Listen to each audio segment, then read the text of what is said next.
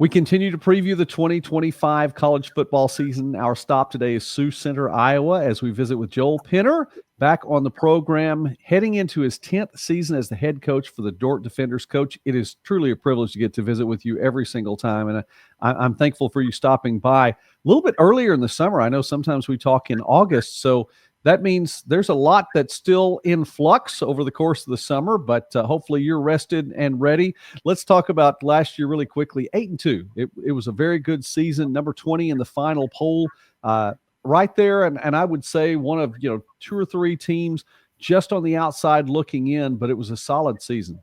Yeah, thanks, Joey. Hey, it's really good to talk again. You got me a little nervous, though, because when we talk, it means like football's right around the corner. We're a little earlier this year, so I feel a little bit like my summer's almost over here. But sorry about that. No, it's good. It's fun. It's fun to talk, and we're just about in that middle summer spot now. So we've got another camp, prospect camp coming up, and a few more little family trips and vacations before we all come back and get after it this fall. So, but yeah, last year is an interesting year. We've talked a lot about it in the off season, had a lot of these conversations with media and whatnot. But I think it's this strange kind of, double-edged sword. On one hand, it's the highest winning percentage of any season in Dordt football history. But I think it also has probably more disappointment and frustration of any of our seasons. And I'd say part of that is partially just because of the expectations. We've got high expectations around here. I think if you had told me 10 years ago I'd be unhappy with 8-2, I would have not really understood what to do with that at that time. But we had higher expectations. We didn't get invited to the postseason. We didn't take care of business in some games. And so, yeah, we had expectations that it would go better. But we also had 38 seniors that graduated and are out doing amazing things in the world. And so there's a lot of metrics that don't show up on the scoreboard or the stat sheet that point to it being a tremendous season.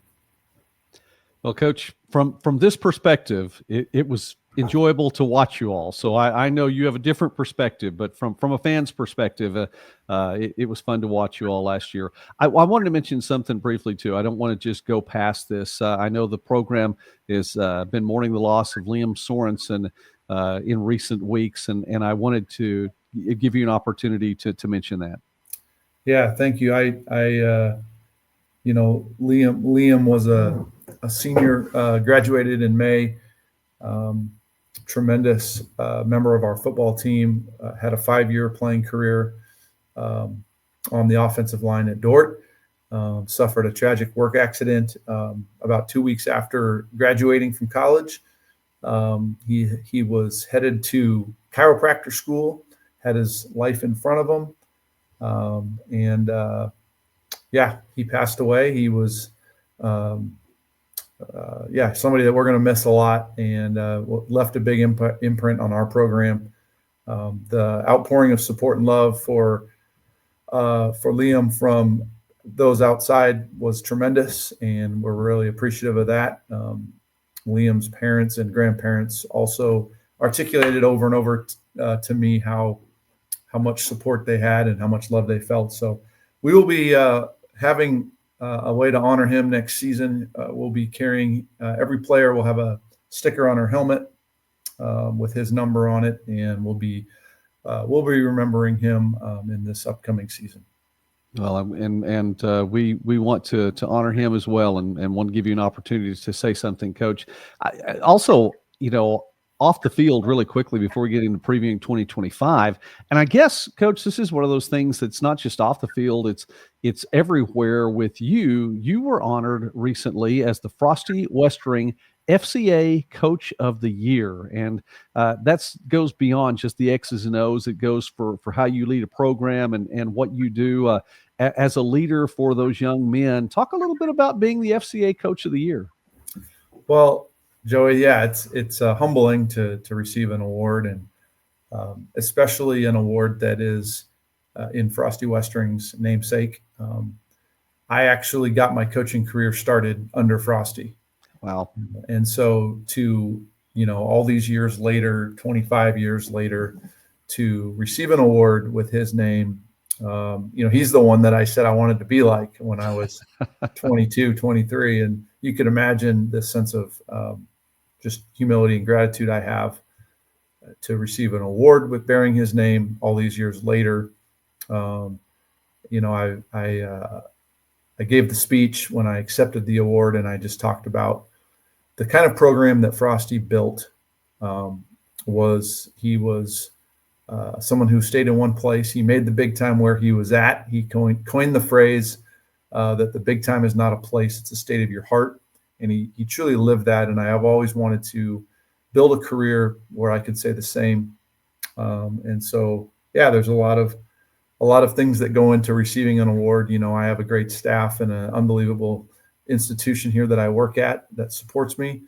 And so this is an award that, I kind of look at it as a we thing. Right. It takes a village. I've said that from the beginning.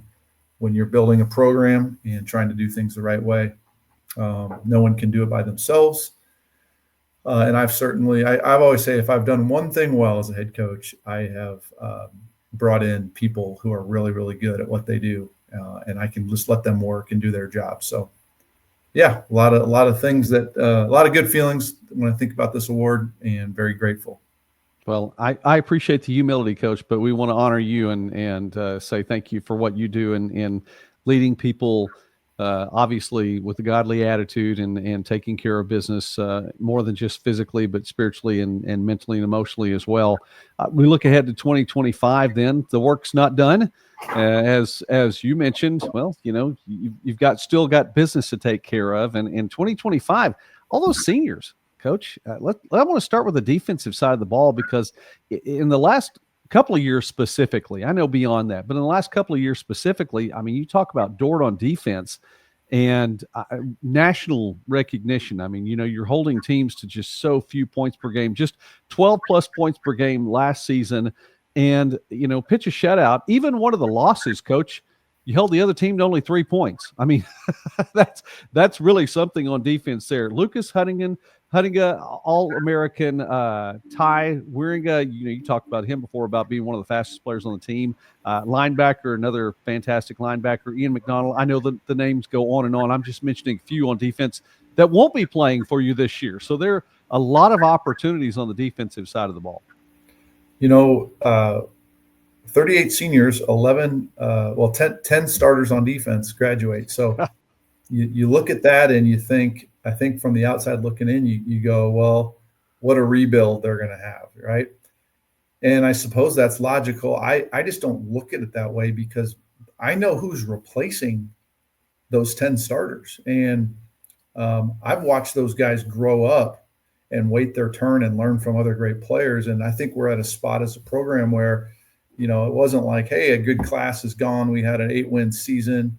Hopefully we can get back to that. I just, time's going to tell, but I really think we can have a very productive defensive season, because we have a bunch of juniors who are stepping in, and these juniors have played in a lot of games. It's not like they're going to be, their first action.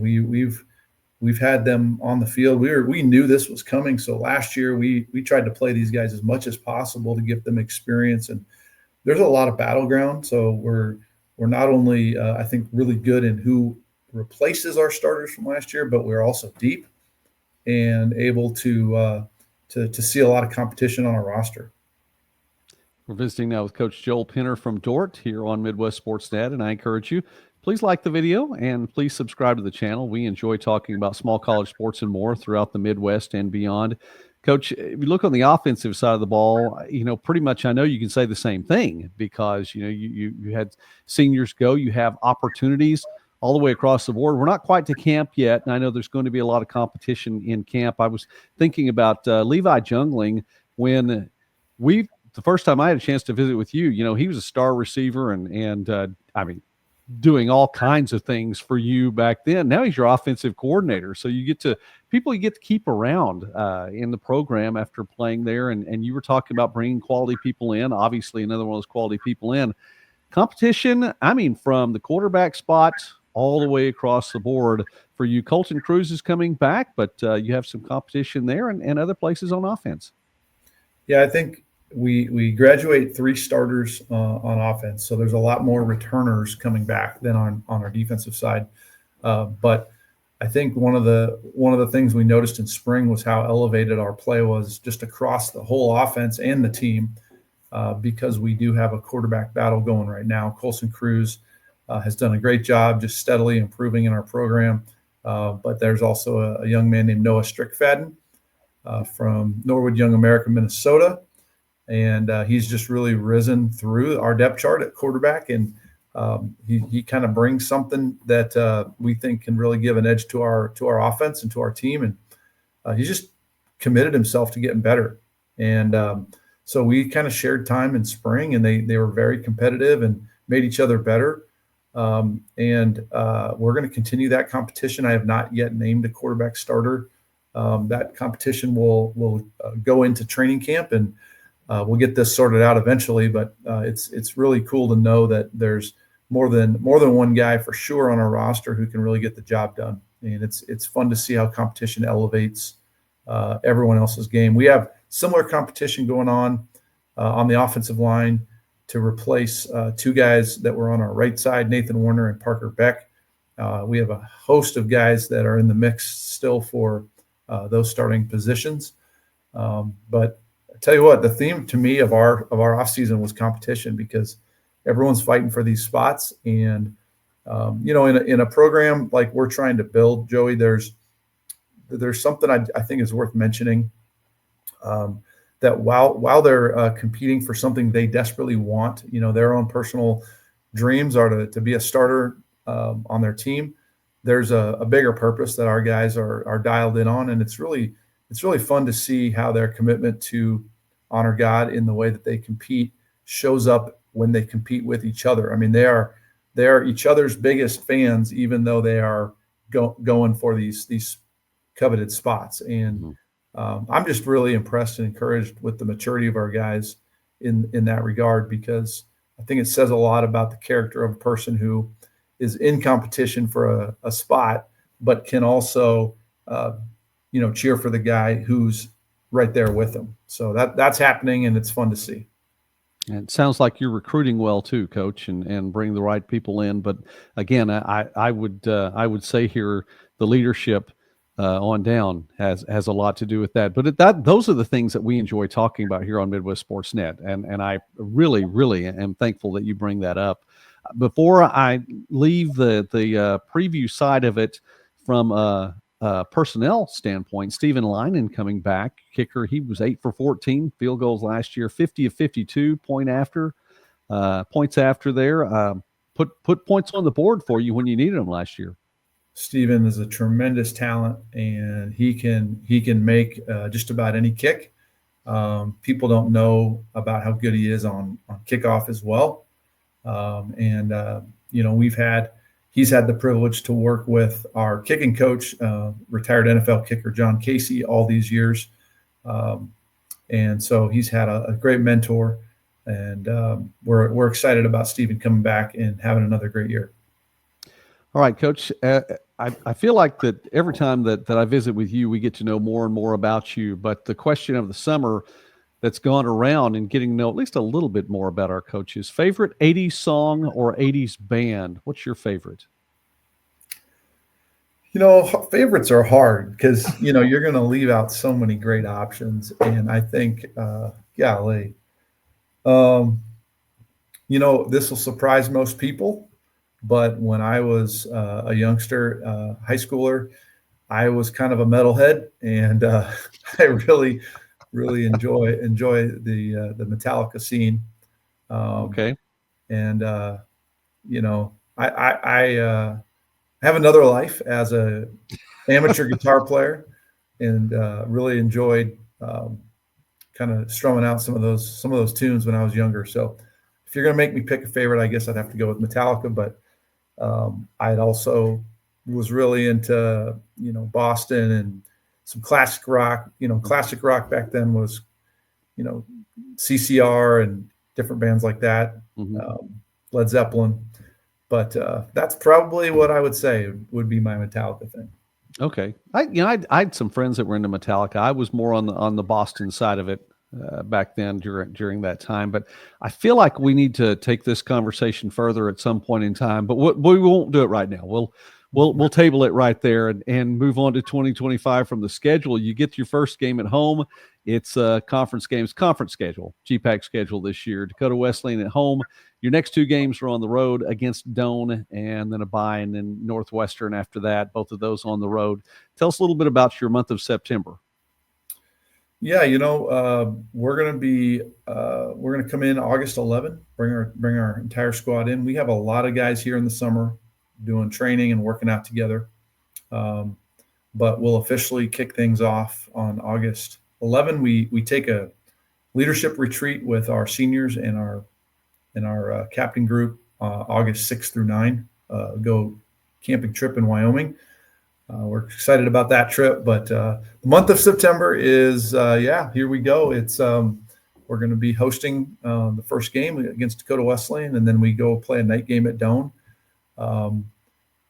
We hope we have a lot of things answered by that point. We have the bye. It's kind of a good timing. You typically want your bye to be later in the season, but you kind of just roll with the schedule you have, and we're going to make the most of it. So we'll have that bye, and I think we'll have a lot of answers on our roster by then as we head into the meat of our schedule after that. All right. Well, Coach, it's again, I don't say this lightly. It's always a privilege to get to visit with you, and I'm thankful for your time today. And we're going to follow the Defenders over the course of the season, as we have here on Midwest Sportsnet. And success to you all, and to you all on the field, but also in life as well, and all the things that you've addressed and talked about your program. I appreciate what you're doing there, and I'm very thankful that you took some time with us today. Yeah, Joey, it's always fun to talk, and thanks for being who you are and doing what you do.